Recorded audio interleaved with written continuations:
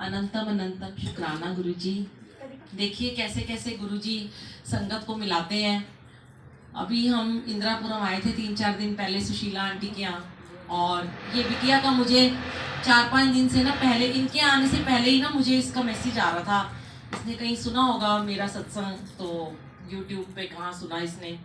कहने लगी आंटी आप हमारे घर भी सत्संग कर दो। तो मैंने कहा बेटा ये वाला महीना तो पूरा बुक है, और हमारा रोज अमृत वेला चल रहा है। डेली सुबह हम अमृत वेला करते हैं, संगत आती है और मेरी रोज की सेवा लगी है। हम सो भी नहीं पाते हैं, कैब में ही सो जाते हैं हम। तो ये कहने लगी आंटी मुझे एक डेट दे दो। मैंने कहा 31 तारीख तक तो हम लोग दिन के सत्संग ले रहे हैं और फुल बुक है, और 31 के बाद 1 तारीख से गुरु जी ने कहा है कि हमने सिर्फ और सिर्फ अमृत वेले के सत्संग लेने, वो भी सैटरडे। दोपहर की सेवा हम नहीं करेंगे। तो बच्चे होते हैं ना, जैसे गुरुजी से भी जिद करते हैं, हम भी बहुत बार जिद पे अड़ जाते हैं। तो पीछे पड़ गई, नहीं मेरे को एक डेट दे दो आंटी, एक डेट दे दो। तो गुरुजी ने 26 डेट एक खाली थी मेरे पास, फिर रोज हमारी बुकिंग थी। मैंने कहा, मेरे हस्बैंड कहने लगे भी चल अब एक दिन तो तुम रेस्ट कर लोगे। मैंने कहा गुरुजी चाहते ही नहीं कि हम आराम करें, तो गुरुजी ने वो भी बुक कर दिया। फिर देखिए क्या हुआ कि परसों हम नोएडा आए तो एक सत्संग था। तो मैंने इसको कहा, हम आपस में सेवादारों ने सोचा कि रोज रोज हम जा रहे हैं तो आज 2 से 4 सत्संग है, इसको मना लेते हैं। तू आज ही करा ले 6 से 8 का सत्संग। पर देखिए ना गुरुजी ने डेट डिसाइड पहले कर रखी थी। तो ये बेचारी बच्ची डाइसी हो गई। अब बड़े हैं हम इसको लगा आंटी को मैं क्या बोलूँ, आंटी सेवादार है। डर गई, मैं सोच के बताती हूँ। फिर हम पीछे से कह रहे हैं नहीं नहीं चलो रहने दो, 26 को ही कर देंगे। फिर इसका फोन आया, चलो आंटी आप कर दो। हमने चोले का भी अरेंजमेंट कर लिया। मुझे मेट्रो में आ रहे थे, किसी को यहाँ बोल के चोला दे देना, बर्तन दे देना। ये फटाफट कहने लगी मैं अरेंजमेंट भी कर दूंगी। हमने कहा फिर हम तो घर पहुंचेंगे 11 बजे पश्चिम विहार। तो इन आंटियों से कहा अपने अपने हस्बैंड को फोन कर दो। मैंने भी फोन कर दिया अंकल को कि आज मैं लेट आऊंगी। पूरी मेट्रो में गुरुजी ने रायता भल्ले सब बना दिया। हमारा दही का रायता बनाए थे, ये कर ले वो कर ले, यहाँ चल जा वहां चल जा, सब कुछ हो गया। इसने एक बार कहा, मैंने कहा तुम क्या चाहती हो। इसने कहा आंटी एक, मैंने आंटी को सिर्फ बोला था तो उन्होंने कहा कि मैं तो आज नहीं आ सकती, तुम 26 को ही कर लो तो मैं आ जाऊंगी। तो मैंने इसको कहा चलो बेटा अब हम 26 को ही आएंगे, आज हम। फिर अचानक देखिए जब इसने हाँ कर दी, सारा कुछ प्लान हो गया। तुरंत मुझे याद आ गया कि अरे आज तो मेरा 8 बजे लाइव सत्संग आना है। मैंने कहा ओ मैं तेरे घर सेवा में आई थी, मेरा लाइव सत्संग लोग बैठे रह जाते देखने के लिए। तो गुरुजी हमारी भी बहुत बार परीक्षा लेते हैं कि तुमने सेवा ले ली, अब तुम कितना लालच करते हो, इतनी दूर आना जाना, एक दिन में 2 निपटा दें। तो गुरुजी को सब पता होता है। गुरुजी की प्लानिंग ही काम करती है। हमारी प्लानिंग हम अपना, जहाँ हम जरा सा भी दिमाग लगाते हैं, वैसे तो मेरे दिमाग के ताले की चाबी तो गुरुजी ने अपने पास रखी है, पर कभी कभी मैं चोरी से खोल लेती हूँ ना उसे, तो वो पकड़ लेते हैं मुझे। तो जहाँ वो अपना दिमाग लगाते हैं वहाँ गुरुजी हमें पकड़ लेते हैं। कहते हैं दिमाग नहीं लगाना। गुरुजी के सत्संग में दिमाग वालों का तो काम ही नहीं है, चालाक लोगों का तो बिल्कुल काम ही नहीं है। यहाँ जो आएगा ना संगत जी, वो सिर्फ भोले भाव से आएगा, तो उसे ही गुरुजी अपनाएंगे, उसे ही ब्लेसिंग देंगे। और आज जब मैं यहाँ पर आई तो गुरुजी ने आते ही बहुत सारे इनके घर के प्रश्नों के उत्तर मुझसे दिलवा दिए। तो आंटी ने मुझे बोला कि जैसे होता है ना, सेवादार आते हैं तो लोग डर जाते हैं कि अब उनको पहले से ही हम समझा देते हैं, प्रसाद ऐसे करना, अंकल को प्रसाद कम देना, इतना सा देना। तो मैंने कहा आंटी आज इनको जो भी प्रसाद मिलेगा ना, आप इन्हें खाने देना। आप जितना इन्हें प्रसाद मिलेगा ये खाएंगे तो इन्हें कुछ नहीं होगा, मैं आपसे गारंटी लेती हूँ। तो कहने लगी नहीं इनको पता नहीं क्या हो जाता है, वोमिट, जो भी इन्होंने बोला। मैंने कहा मैं आज आपसे गारंटी लेती हूँ, कुछ हो गया मुझे जेल करवा देना, फांसी पे लगवा देना, इन्हें कुछ नहीं होगा। आज जो इन्हें प्रसाद मिले वो ये खाएंगे और ये ठीक हो जाएंगे। तो देखिए संगत जी, ये जो अभी भी मुझे हंसी आ गई थी, वो बिटिया यहाँ जो बैठी हुई थी जिसको दोबारा से प्रसाद दिया था, कहाँ गई वो, ये नहीं। तो वो ना, नहीं आप नहीं थे यहाँ, वो बैठी हुई थी ना, ये बैठे थे ना। तो ये बेचारी ने तो पहले प्रसाद 2 बिस्किट छोड़ दिए, और गलती से आंटी हमारी हंसी छूट गई। हमने कहा वो फंस गई बेचारी, दोबारा उसको प्रसाद दे रहे थे। तो देखिए कई बार क्या होता है, गुरुजी की लीला होती है। गुरुजी कई बार 2 चाय पिलाते हैं, कई बार गुरुजी 3 बार चाय पिलाते हैं, कई बार गुरुजी 5 बार प्रसाद खिलाते हैं। एक बार हमें मंदिर में 3-3 समोसे मिले। मैं घर से कह के गई गुरुजी आज ना बड़ी भूख लग रही है। हम जैसे होते हैं ना, हम बोले भाव से अपने परमात्मा को, अपने पिता को, अपने भाई को, जो भी हम इन्हें मानते हैं, हम जब कुछ बोल देते हैं तो ये मान जाते हैं, जब भोला भाव होता है। हमारे मन में कोई इफ एंड बट नहीं होते। तो मैंने कहा आज तो मेरा 2 समोसे खाने का मन कर रहा है। मंडे का दिन था, वैसे मंडे थर्सडे दोनों दिन गुरुजी बुलाते थे, अभी आजकल तो लॉकडाउन है। तो जैसे मेरे आगे जो लोग जा रहे थे ना, उन सबको 2-2 ही समोसे मिल रहे थे। मैंने कहा अरे वाह, ये तो मजा आ गया, तो मांगा था, सबको 2 मिल रहे हैं। मैंने अंकल से आगे पूछा 2-2 मिल रहे हैं? कह रहे हाँ आंटी 2-2 समोसे मिल रहे हैं। अब मैंने अपने हस्बैंड को पीछे मुड़ के देखा, मैंने कहा कह रहे मेरे हस्बैंड हमेशा हंसते हैं 2 करोड़ मांग लेती। तो मैंने कहा ये तो करोड़ों से भी ऊपर है, 2 करोड़ मैं कभी नहीं मांगती हूँ, अपने आप ही गुरुजी इतना दे रहे हैं। अब जैसे आगे गए ना, तो हम लोग होते ना जितने मर्जी हम बड़े हो जाएं, हमारे में बचपना वैसे ही अंदर एक बचपन छुपा होता है। तो बड़ी खुशी थी मन में। तो जो सेवादार अंकल ने मुझे 2 समोसे प्रसाद दिए, तो मैंने उनको खुशी में बोल दिया, मैंने कहा अरे अंकल आज तो मैं गुरुजी से कुछ और मांगती ना, मुझे वो भी मिल जाता। आज तो मैंने रास्ते में गुरुजी से कहा बड़ी भूख लगी, 2 समोसे देना। अंकल तो इतने निहाल हो गए, कहते आंटी लो तुसी 3 लो। उन्होंने मुझे 3 समोसे दिए। मैंने कहा अरे मैं 3 कैसे खाऊंगी, मन में सोचा। कह रहे चुपचाप ले जाओ, नहीं तो एक और दे दूंगा। मैंने जल्दी से मैं निकल गई। फिर वहां आगे चाय मिल रही थी, चाय प्रसाद अंदर। तो मेरे हाथ में 3 समोसे थे। अंकल ने मुझे देखा तो कुछ नहीं बोले सेवादार अंकल। मैंने उनको अंकल को बोला अंकल अब देखो मैंने 2 समोसे मांगे थे, गुरुजी ने मुझे 3 दिए, आज आप मुझे चाय भी 2 देना, मेरा हजम नहीं होगा। अंकल कहते हैं जानते थोड़ी ना सेवादार, वैसे ही रोज की शक्ल देखी होती, कहते बैठो तो आनू 2 ही चाय दवांगा। सबको एक चाय मिल रही थी। मैंने एक चाय खत्म करी, बड़ी मुश्किल 2 समोसे खाए, तीसरा खाने की तो हिम्मत नहीं थी कि वहीं आज लंगर प्रसाद हो गया, डिनर भी हो गया, सब कुछ हो गया। तो मैं अंकल की तरफ देखा तो अंकल एक चाय मेरे पास लेके आ गए। 2 चाय मुझे मिली, 3 समोसे।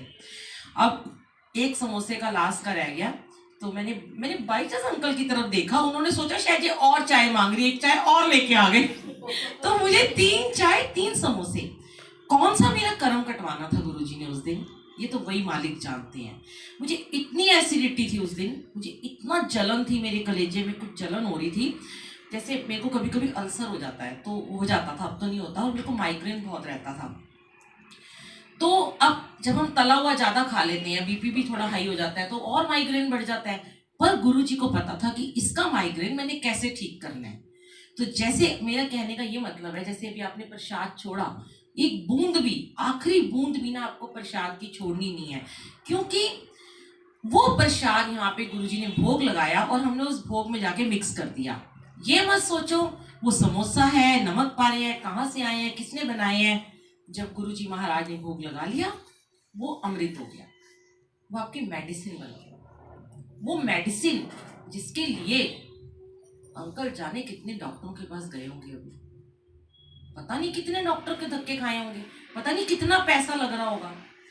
आज रब चल के आपके घर आए हैं, ये डॉक्टर, सुपर स्पेशलिस्ट डॉक्टर आपके घर आए हैं चल के आपका इलाज करने, जो कि आपका इलाज कोई नहीं कर सकता।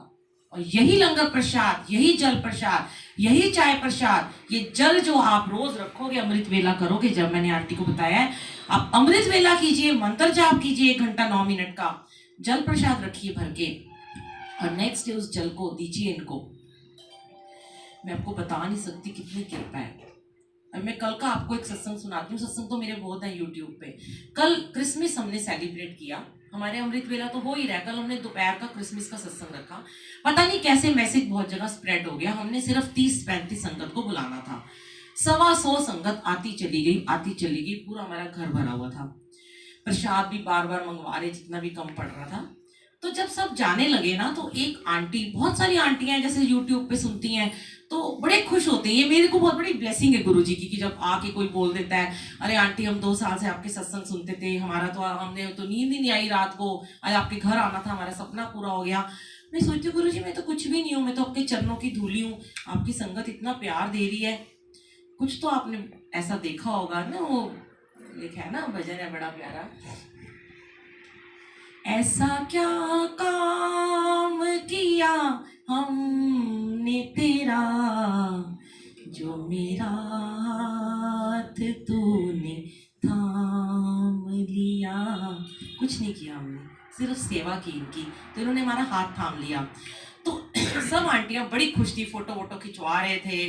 तो मैं गुरुजी को कह रही, गुरुजी मतलब मैं जब सब चले जाते हैं तो मैं वैसे गुरुजी को बातें करती हूँ, इनका मैं हमेशा गुरुजी को बोलती थी, जब गुरुजी से नई नई जुड़ी थी ना, तो बोला भाव होता है, हम तो होते हैं ना, सभी रीस करते हैं, किसी ने कोई कपड़ा पहना है तो उसका डिजाइन बड़ा अच्छा है, उसको कॉपी कर लो, उसने ये करा घर में, उसको ऐसे कॉपी कर लो, होता है। तो जब मैं गुरुजी से जब नई नई मिली तो मैं गुरुजी से कहती थी, गुरुजी आप इतने सुंदर हो, आप इतने प्यारे हो, इतने गोरे हो, मुझे भी अपने जैसा बना दो। तो तब ना मेरे फेस पे ना बहुत ब्लैमिश था, बहुत ज़्यादा, मैं बहुत डिप्रेशन से भरी हुई, बहुत सारी परेशानियां, बहुत सारे कष्ट, बहुत सारे दुख लेकर मैं गुरुजी के पास गई थी। तो मेरे पूरे फेस पे यहाँ पूरे ब्लैक ब्लैक पैच बने हुए थे। तो गुरुजी ऐसा मेरा चेहरा कर दो, ये सारा ब्लैक ब्लैक खत्म हो जाए और मेरे को अपने जैसा बना दो, और आपका नाम तो निर्मल जी है, निर्मल सिंह है, मुझे निर्मल बना दो, मुझे तो आपके जैसा बनना है। मतलब पीछे पड़ गई इनके कि जितना प्यार आपको लोग करते हैं ना, उतना प्यार मुझे भी लोग करें। बहुत तरसती थी प्यार को, बचपन से ही पेरेंट्स नहीं थे, करते बहुत थे लोग प्यार, लेकिन उतना नहीं करते थे जितना आज मिलता है। आज तो हर कोई प्यार करता है। तो गुरुजी ने सब चीजें ठीक करते चले गए, लेकिन पहले अपना सेवादार बनाया, कर्म कटवाए, रोज सेवा ली, रोज लंगर खिलाया, रोज मंदिर बुलाया, रोज सत्संगों में भेजा, रोज दरबार लगवाए, इतनी सेवा करवाई, कहाँ कहाँ भेजा, अंध महाविद्यालय, कोड़ियों के यहाँ भेजा, गरीब बच्चों के यहाँ, अनाथ आश्रम में, गूंगे बहरे बच्चों के यहाँ, जहाँ कोई जाने को राजी नहीं, कुष्ठ आश्रम में, कि जब हम कुष्ठ आश्रम में गए सत्संग करने के लिए विष्णु गार्डन के पास तिलक नगर में, तो कुष्ठ रोगी रोने लग पड़े। जब मैं वहां बुकिंग करने गई मंदिर में तो कहते आप हमारे यहाँ सत्संग करने आओगे, आप हो कौन, कहाँ से आए हो? मैंने कहा मेरे गुरुजी आएंगे, आपको ब्लेस करेंगे, आपके यहाँ से कुष्ठ आश्रम का बोर्ड हट जाएगा, देखना। मतलब वो जो भाव था मेरे मन में, मैंने वो उड़ेल दिया। अब जब कुष्ठ आश्रम में सत्संग हुआ, 400 संगत को हमने बुलाया, 1200 संगत जाने कहाँ से आ गए। सबको अपने कर्म कटवाने होते हैं ना, ऐसी जगहों पे तो लोग सोचते हैं बस हम पहुंच जाए सेवा करने, लेकिन कुछ लोग नहीं जाते हैं।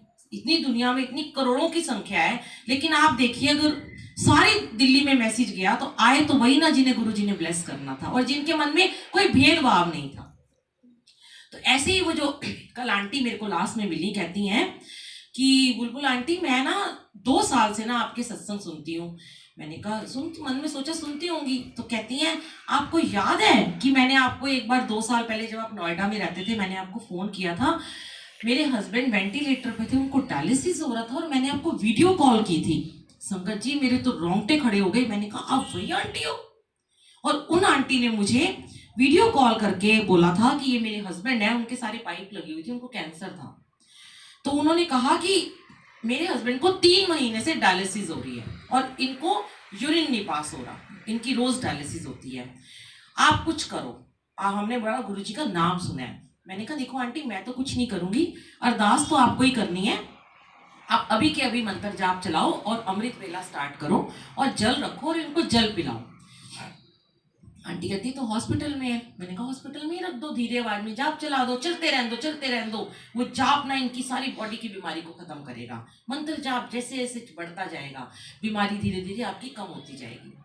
फिर आंटी को मैंने एक बात कही, मुझे सब कुछ कल याद आ गया। मैंने आंटी को एक ही बात कही थी, अंकल कि आपके लिए मैसेज है, शायद आपके घर आज गुरुजी ने मुझे इसीलिए सेवा के लिए भेजा है। मैंने उन आंटी को एक बात कही थी, आंटी आपने कितने लोगों को बताया कि आपके हस्बैंड को कैंसर है? उन्होंने कहा मेरे सारे रिश्तेदारों को पता है, इनके सारे दोस्तों को पता है, और सारा दिन मुझे लोग फोन कर करके पूछते रहते हैं, अब तो मैं फोन भी नहीं उठाती। मैंने कहा आंटी आज से आपने एक काम करना है, आज के बाद कोई भी आपको फोन करेगा ना कि तुम्हारे हस्बैंड कैसे हैं, उनको कैंसर है, कितना कौन सी स्टेज का है, हाय ये हो गया, हाय वो वेंटिलेटर पे है, आपने एक ही बात बोलनी है कि मेरे हस्बैंड का कैंसर ठीक हो गया। आंटी कहती है ऐसे कैसे हो सकता है, मेरे तो बहुत बड़ा दिल चाहिए ना झूठ बोलने के लिए कि मैं ठीक हो गई। मैंने कहा आंटी आप आज कहना शुरू करो आज से कि मेरे हस्बैंड का कैंसर ठीक हो गया है, वो तो बिल्कुल ठीक हो गया, अब तो वो बड़ी जल्दी घर आने वाले हैं। और जब आपको लोग पूछें कि ऐसे कैसे हो गया, तो लास्ट स्टेज का कैंसर था, उनकी डायलिसिस चल रही थी, तो आपने मेरा नाम नहीं लेना कि मुझे किसी आंटी ने ऐसे बोला है, आपने ये कहना है कि अब मेरे साथ गुरुजी हैं।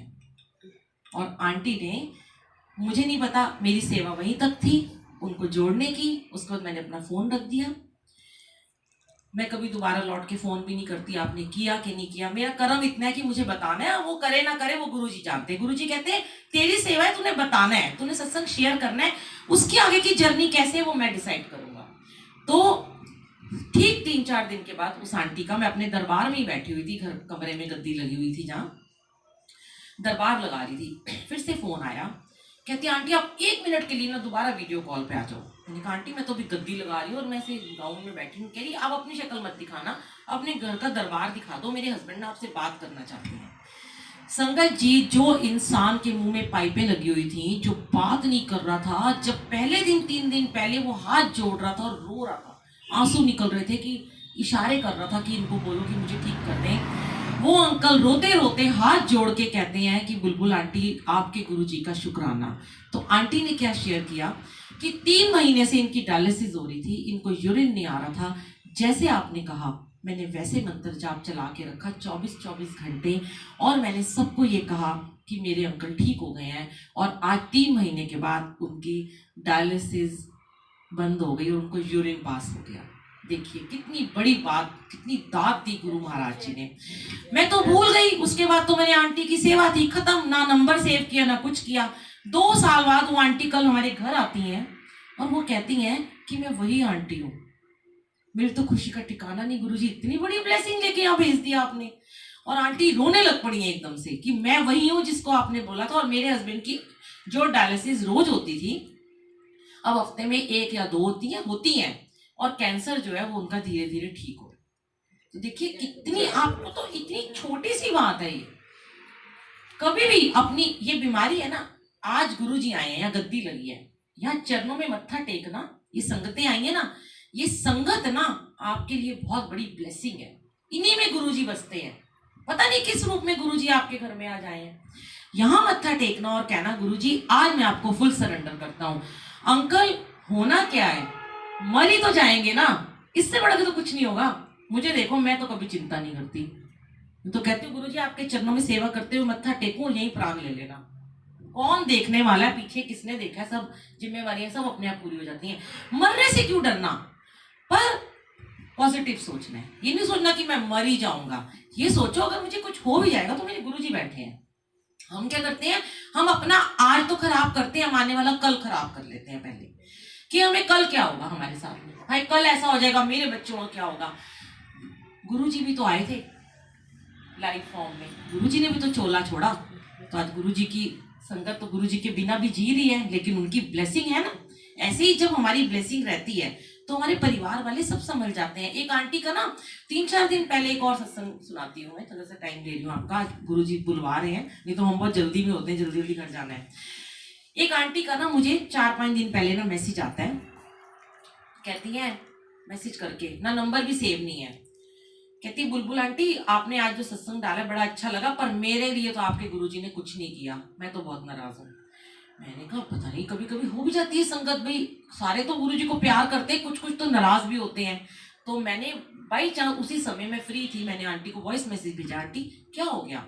आंटी कहती है 8 महीने पहले मैंने आपको बताया था मेरी 2.5 साल की बेटी और मेरे हस्बैंड को कैंसर है, आपने मुझे कहा अमृत वेला करो, मंत्र जाप करो। देखिए बात अभी क्या चल रही थी और अब क्या चल रही है।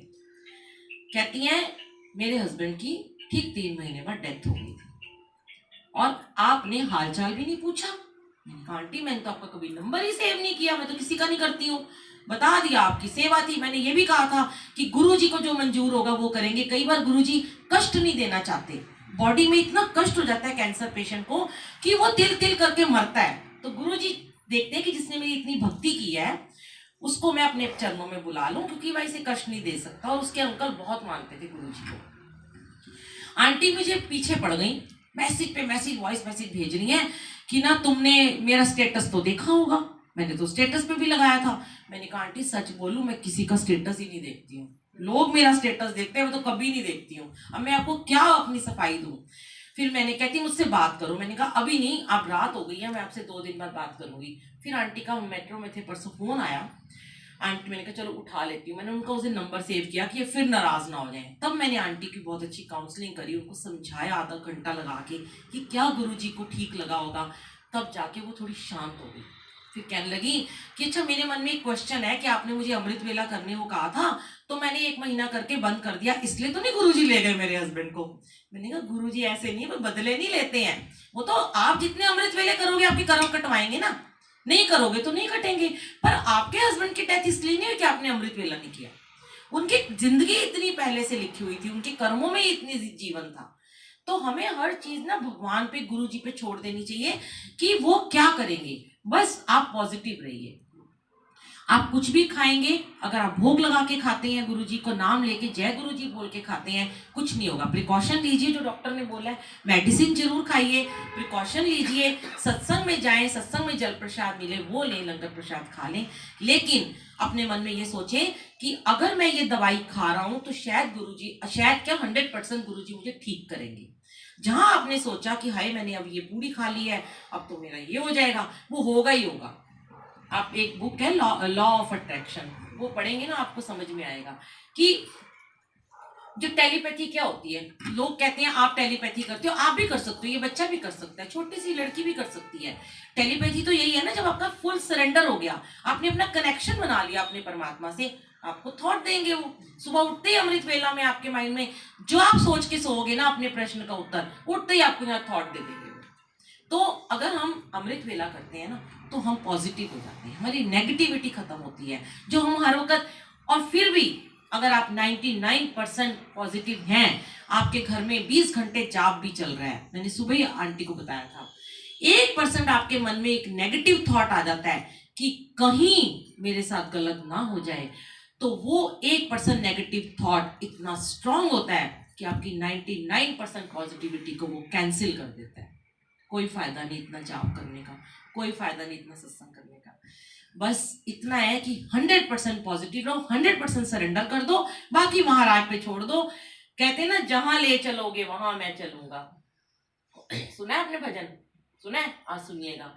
जहां ले चलोगे वहां मैं चलूंगा, जहां आप रख दोगे मेरे गुरुवर, जहां आप रख दोगे वहीं मैं रहूंगा, जहां ले चलोगे।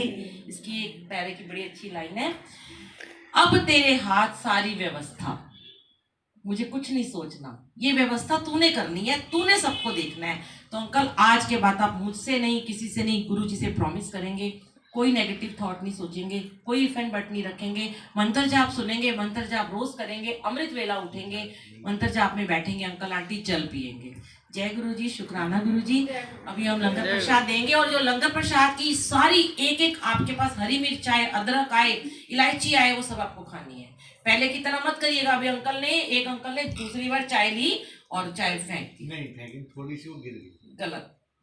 हमने वहां जाके देखा, अंकल हम ऐसे भी करते हैं कि हमें सेवादारों को अगर कोई चाय प्रसाद छोड़ देता है ना तो हमें पीनी पड़ती है, वो आपकी ब्लेसिंग तो हमारे पास आ जाती है। तो आपका कोई प्रसाद पास कर रहा था, एक पास भी नहीं करना, आपको प्रसाद पास नहीं करना। आप अगर आपने अपना प्रसाद किसी को पास कर दिया तो